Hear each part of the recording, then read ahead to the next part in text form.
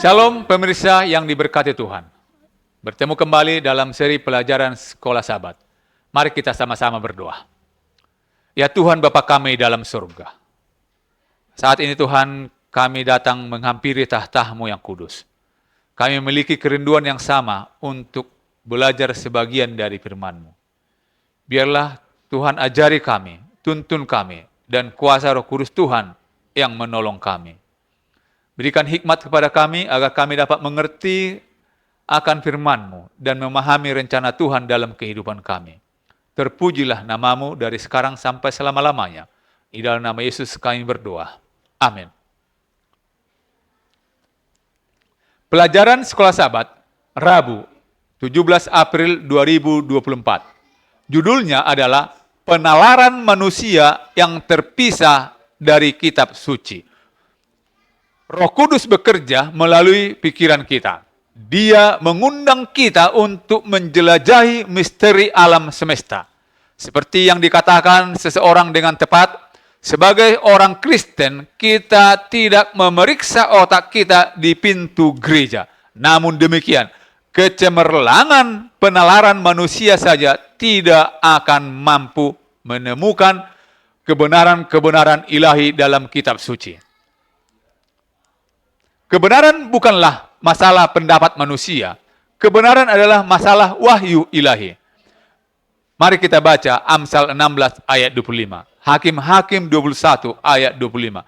Dan Yesaya 53 ayat 6. Amsal 16 ayat 25. Ada jalan yang disangka lurus tetapi ujungnya menuju maut. Hakim-Hakim 21 ayat 25. Pada zaman itu tidak ada raja di antara orang Israel. Setiap orang berbuat apa yang benar menurut pandangannya sendiri. Lalu, Yesaya 53 ayat 6. Kita sekalian sesat seperti domba. Masing-masing kita mengambil jalannya sendiri. Tetapi, Tuhan telah menimpakan kepadanya kejahatan kita sekalian. Apakah yang diungkapkan oleh ayat-ayat tersebut tentang strategi penipuan iblis? Salah satu tipu daya iblis yang paling efektif adalah membuat kita percaya bahwa penalaran manusia yang tidak dibantu oleh Roh Kudus dan tidak dibekali oleh firman Allah sudah cukup untuk memahami kehendak Allah. Mungkin ada cara yang tampaknya benar bagi kita atau bahkan bagi seluruh budaya, tetapi mungkin sama sekali salah di mata Tuhan. Beberapa tahun yang lalu, saya dan istri saya memutuskan untuk mendaki gunung di hutan, dekat hotel tempat kami menginap malam itu. Biasanya saya cukup pandai dalam hal petunjuk arah. Dan setelah mendaki sekitar 1 jam atau lebih dengan mengambil berbagai jalur, saya cukup yakin bahwa saya dapat menemukan jalan kembali dengan sedikit kesulitan. Tetapi segera menemukan bahwa kami tersesat tanpa harapan di hutan. Matahari mulai terbenam dan saya mengkhawatirkan akan hal yang terburuk. Untungnya kami bertemu dengan beberapa pendaki lain yang tahu jalan. Kami telah keluar jalur, setidaknya 5 mil dari jalur yang seharusnya, namun berada di dekat jalan utama. Karena mobil mereka diparkir di dekatnya, mereka menawarkan kami tumpangan kembali ke hotel.